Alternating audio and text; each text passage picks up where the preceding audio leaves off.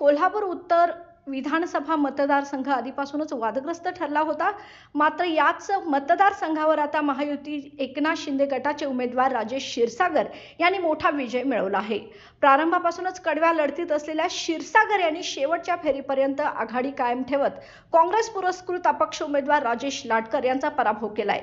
क्षीरसागर यांच्या विजयाने महायुतीला मोठा दिलासा मिळाला असून कोल्हापूर उत्तरमध्ये शिवसेनेच्या वाढत्या प्रभावाचेही यामुळे प्रदर्शन घडले आहे। या विजयाने मतदारसंघातील राजकीय समीकरणे बदलली असून क्षीरसागर यांचा मजबूत गड पुन्हा उभा राहिला आहे। उत्तरचं उत्तर फक्त राजेश क्षीरसागरच अशीच या निवडणुकीची आता शेवट कथा ठरली आहे।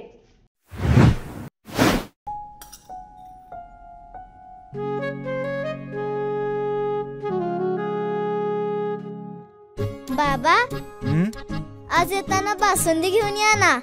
अगं कालच आपण आईचा वाढदिवस होता म्हणून आणली होती ना। ऐकलं, गोकुळची बासुंदी पुन्हा खावीशी वाटतेय। खरं सांगू, मलाही खावीशी वाटतेय। पुन्हा पुन्हा खावीशी वाटणारी गोकुळ बासुंदी।